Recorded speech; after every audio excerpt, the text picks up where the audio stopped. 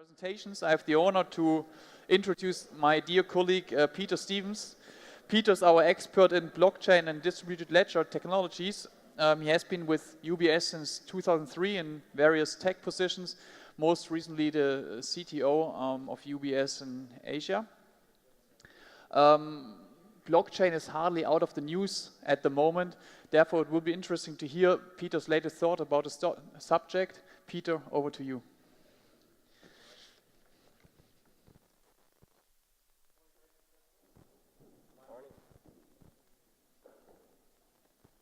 Morning, ladies and gentlemen. As Alex said, my name's Pete Stevens. I'm based in London. I currently run UBS's research and development team looking into blockchain, distributed ledger technology, and engaging with the wider fintech ecosystem in London. We're based at Level 39, which is the fintech accelerator in London's Canary Wharf. So before we get going, I was going to use the voting app to get you all to answer a quick question. So if we can get the question up on the screen, and anybody who's got the app on their iPad or phone, it's just really to get a sense of where people sit with their experience of possibly what is the area of blockchain that most people get to hear about or experience. The more consumer side, which is, of course, the fabled cryptocurrencies and initial coin offering tokens. So, if we can get the question up and people start to respond to it.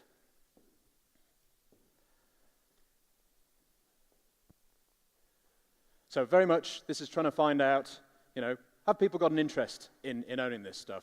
Have they proactively invested in this space? Have they dabbled and experimented with it? Would they like to have a go with it, but they haven't had a go yet, they don't really know? Or do they think that this is all snake oil and a scam and don't want to get anywhere close to it? So results are in, and predominantly curiosity, which doesn't surprise me. I mean, that's the feedback I generally get when talking to people about this space. That said, I'm not going to talk about cryptocurrencies specifically here. I'm going to talk about the underlying technology and how it applies both in the cryptocurrency world but also in the regulated financial world. And what I'm going to try and do is explain to you some of the core concepts that are going on, which makes it interesting, regardless of the speculative investment angle that's going on in the cryptocurrency markets. Oh, and I'll need a clicker. There we go. Thanks very much. Great slide. I'll be testing you on this one later. My favorite slide. And we seem to have lost everything. There we are. So, now without the app. This, I just want people to use their voices. Have a look at the question. There are some companies up there. Hopefully you'll have heard at least some of them. They're all fairly modern companies and have been in the news for various reasons. So can people shout out? There's no wrong answer. What do you think these guys may have in common?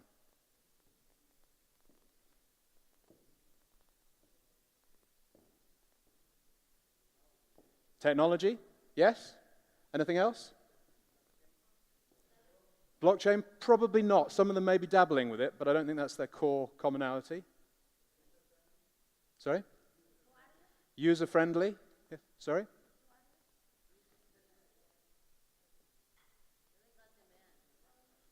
Yeah. So none of these guys invented their industry.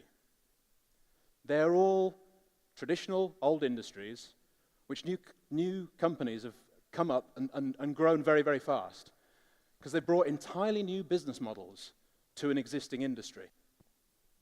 How have they done that? And it's back to, there were a couple of answers out there. It's been around the evolution of emerging technology. Now, some of the technologies that bore these companies forward aren't seen so much as emerging technology anymore. They're seen as fairly ubiquitous, and this is why these companies have got so big. The fast internet, things like GPRS in your phone, the ubiquitous mobile phone. There's more mobile phones than people in some countries. And the fact that we can create large amounts of content very fast and distribute it.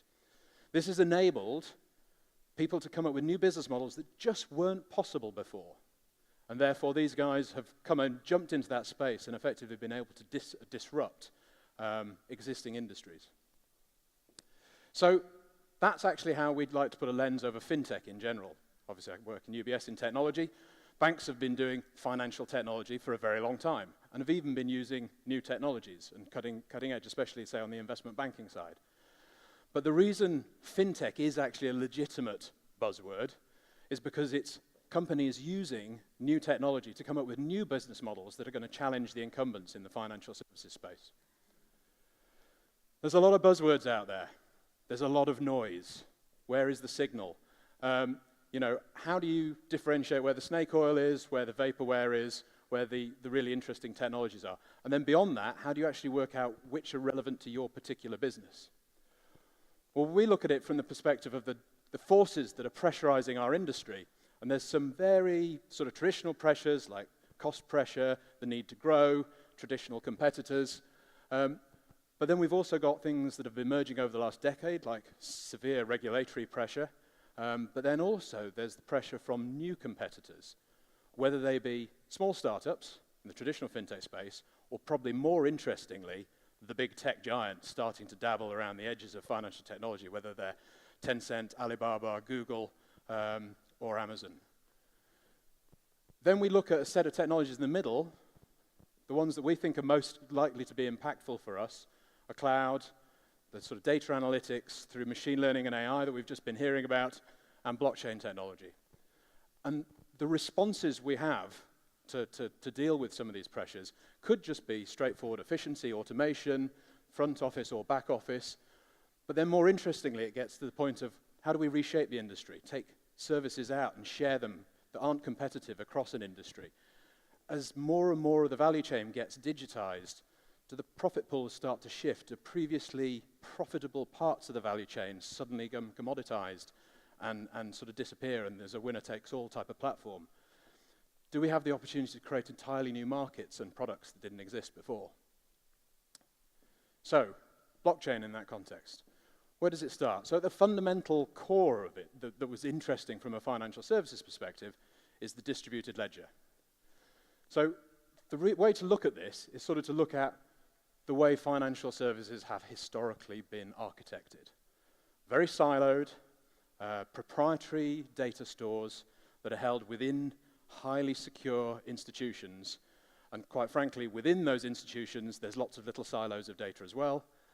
And then using third parties to mediate transactions between those institutions and effectively work out who's saying what and try to sort of reconcile everything, even though nobody's got a view of what everything is. So it becomes very inefficient. It's lots and lots of reconciliation, lots of messaging go backwards and forwards, and lots of inconsistencies and failures. The concept of a distributed ledger, the way that tries to change things, is what it's saying is that there's a single source of truth that you can have your own copy of, that the network will keep in sync with you and your peers, and you'll all be able to look locally. So there's not one central source that could be disrupted, could be either corrupted or manipulated malevolently. Everybody's got a copy, and everybody's seeing, and the network's keeping them together, and you get to see the real truth. That and the ability to be able to start to resolve things like double spend within that network without the need for a third party. It starts to bring more efficiencies, but it starts to bring new business model changes, which we'll talk about in a moment. So this was born, quite frankly, out of Bitcoin and cryptocurrencies and that whole cypherpunk era and revolution that happened around the time of the global financial crisis, where what Bitcoin was really trying to do was something that regulated financial institutions can't really partake in. It's how do two people, anywhere in the world, exchange value without knowing or trusting each other, without using a third party, and without a government or a regulator being able to censor it. So frankly, we're out of the game for that one. It's not something we can do. With all the know your customer and anti-money laundering rules that big financial institutions have to deal with, that wasn't something we were interested in. However, the technology is interesting. The way the next wave of innovation happened on top of this was that people tried to bring other assets on top of these networks. And the way you can think about it was called colored coins. And the way you can think about it is if I had a 50 peso note, and on that I wrote the deeds to my house. And when I spend that note, then I actually also transfer ownership of my house. It sort of works. It's a bit of a hack. It's not ideal, but it was the next wave of sort of innovation in this space. Where it started to get interesting to us and our peers is where this concept of smart contracts and distributed apps come in. Now, don't let anybody fool you. If you hear this or have heard of this before, there is nothing either smart nor contractual about smart contracts. This is technologists going crazy with their naming. It effectively just means arbitrarily complex business logic being able to put across this distributed source of the truth that I was telling you about, this network. So the way I'd like you to think about what blockchain is, there's a number of layers. Just try and keep it quite simple. At the bottom, we've got the internet. The internet was developed to share information. It does a great job at that. So it does a brilliant job of being able to send emails, share web pages, send messages, pictures of cats, whatever. However, if I was to take a photo of you with my phone in here and then send it to you, effectively, I can do it for free, and we can do it as many times as possible. And what that's really going to do is put a copy on my phone, copy to the email server, then many, many servers across the internet are going to get a copy of that photo. It's going to go to your email servers, then to your phone. So there's copies everywhere. That doesn't really work with money. We then needed to put processes on top of that to stop the concept of me giving you the 50 peso note, you walking out to the bar to spend it and finding that I'm still holding it in my hand. So what the distributed ledger is, puts on top of that a layer that brings digital scarcity, which previously hadn't really existed. This is the true innovation of Bitcoin and cryptocurrencies. It's the ability to have a digitally scarce asset in a medium that was previously practically infinitely copyable for free. So what it also does is enables things like peer-to-peer transfer of value. So that's interesting. You know, early on in the days of this, there was a lot of rhetoric around all intermediaries are going to be disintermediated by this technology. I think that's a little bit naive. The intermediaries play a valid role, and people want intermediaries. People want people to be able to manage their affairs for them and want some recourse. But it's the ability to put peer-to-peer type interactions into business models that makes it very, very interesting. So if you layer on top of that this smart contract capability, these arbitrarily complex business rules that can go into this autonomous network, then you find little things that are quite fundamental to business start to become possible on top of the internet. So you think about all transactions really rely on some form of escrow somewhere. The ability to make a payment, be sure that the payment's there, but not release it to the person, the payee, until something has happened, or reverse the transaction. Now, previously, you need somebody like a bank or any other sort of intermediary to provide that escrow service for you. These enable you to do this directly in the network, in the same way that HTTP protocol provides you the ability to securely transfer information from one to another without sort of needing the postal service. So this starts to become very interesting for the new things you can build up on top. So we've got the scarcity. We've also got provenance, because these ledgers provide an accurate audit history of what's been going on with the assets that were within them. And then we talked about real time as well. Now, you don't want all assets to be settling in real time. If we did this with the equities markets, we'd have huge amounts of volatility, and it would cause chaos to the financial markets. However, the ability to transfer value when you want to, and to either have a small window or do it instantly, is much more powerful than, at the moment, we're sort of hobbled by the fact that we just have to do it in more of a batch, less real-time fashion. I talked about peer-to-peer. Regulatory inclusive. Now, this is specifically one for the financial industry. Very, very interesting. At the moment, we spend a huge amount of our annual budget across the industry on satisfying the regulators with data feeds. Now, and I say this quite seriously, the poor regulators then end up with huge amounts of data coming in at odd sorts of times, either very quickly after trades or a little bit after, but they get it in different formats from different banks, and they get inconsistency, and they have to spend all the time trying to piece it together and work out if there's a problem.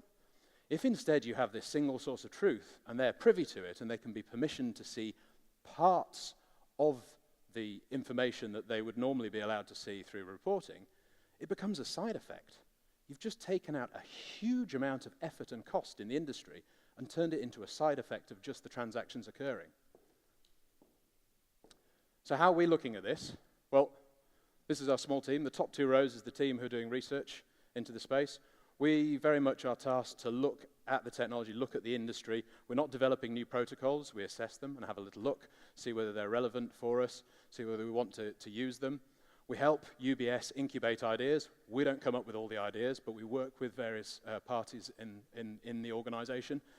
The bottom rows are our sort of champions within the various business divisions or within the functions such as legal who help us get out into UBS and collaborate with other parties.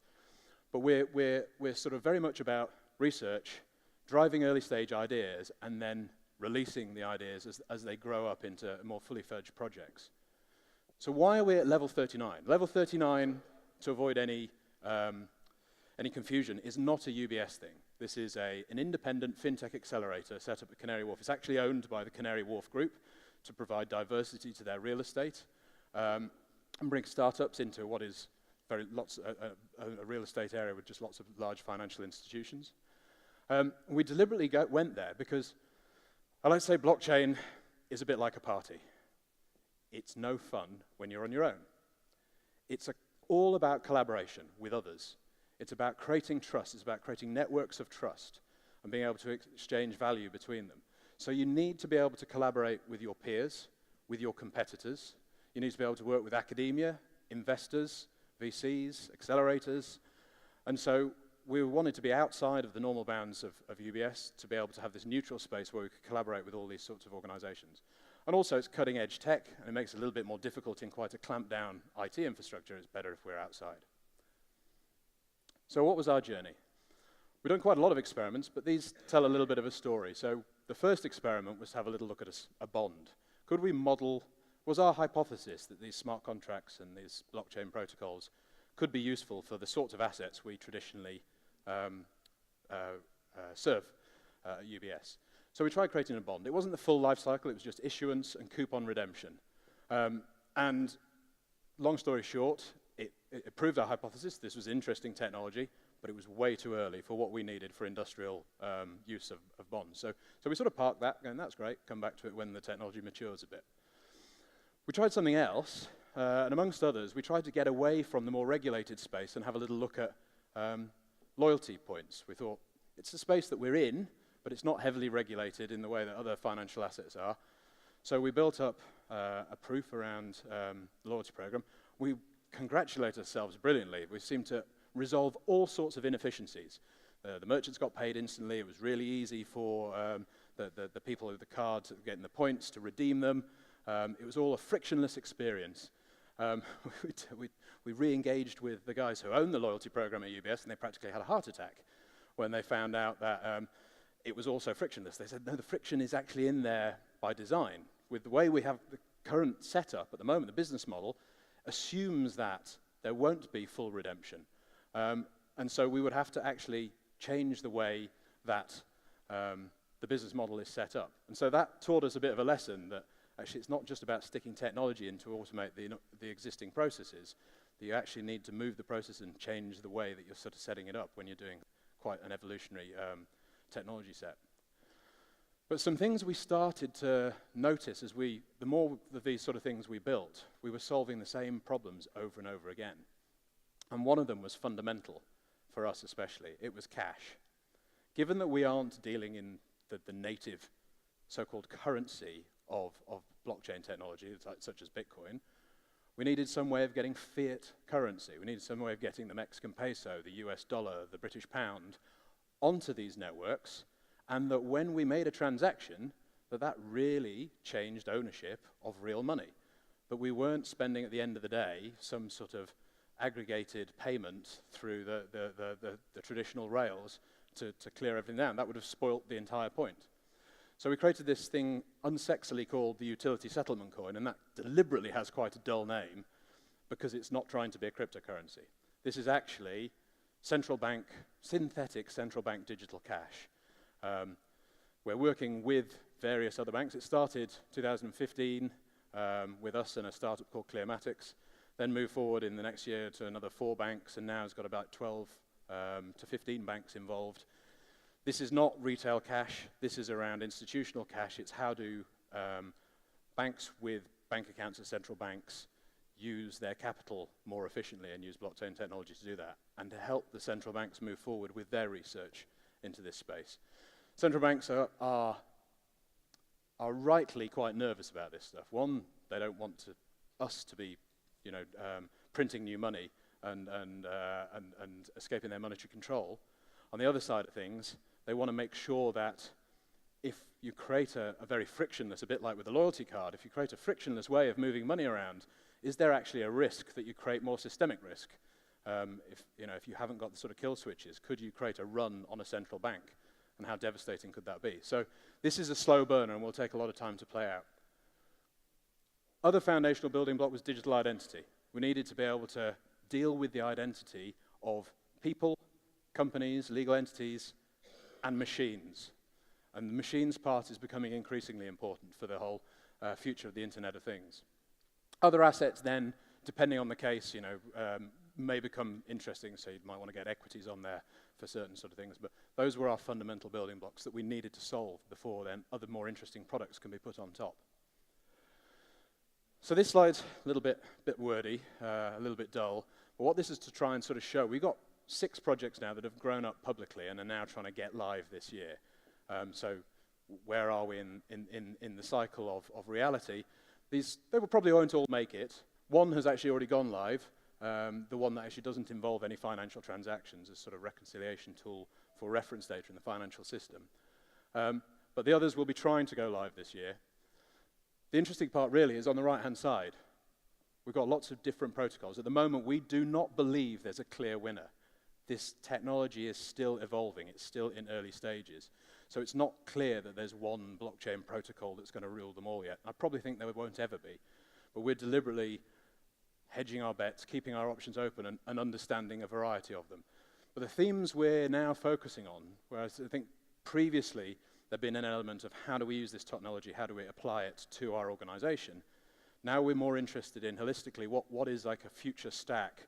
Some of the stuff that was being talked about earlier, how do we bring in analytics, machine learning, AI, Internet of Things, machine-to-machine economy, how do we bring those in with the digital identity space, and how do we create an entire future stack rather than just small blockchain projects? So where do we sit then in this? This is a sort of traditional hype cycle that we go through for new and emerging technologies. Most technologies go through this sort of thing. You start off, a lot of hype, a lot of hot air gets talked, but also it creates a lot of enthusiasm, creates a lot of development, a lot of innovation. But then, as people wonder whether anything real is really going to happen out of this, the skepticism sits in, and we dip into the depression, the trough of despair. After the peak of inflated expectations, we dip into the trough of despair. And actually, frankly, I think this should be then extended out. So from the trough of despair, I would say that line should really just drag out over here. And it takes quite a long time to come out of there as people do the hard work beyond the just talking about things to get things to be real. So where are we with blockchain? It really, for me, depends quite how much coffee I've had in the morning, but we're probably sitting in here somewhere. Cryptocurrency speculation is probably up there again, but I think we're probably over here. In comparison to some of the other emerging technologies, I think the AI space has quite a wide range of stuff. You'd probably see things like natural language processing, things like that have become commoditized and real and have come out. The stuff that was being talked about this morning, machine learning and deep learning are probably more on the hype cycle, although we're seeing some start to come through. I think there's still limited capabilities out there of companies and who can actually do anything in that space that's really impactful. So, just want to leave one parting thought before we go to the panel, which is a lot of people are very skeptical. A lot of people say a lot of what's going on in the space, especially with the cryptocurrency, in the sort of libertarian anarchic space rather than the enterprise space, is a scam, and it's going to disappear and it's going to fade away. And people think they're breaking securities rules with these initial coin offerings, and they think that the sooner this all gets shut down by governments and regulators, the better. And I'd just like to bring people to think about, hopefully everybody can remember a company called Napster. So Napster popularized peer-to-peer file transfer, specifically around sharing music. They were breaking a lot of copyright laws. They got shut down.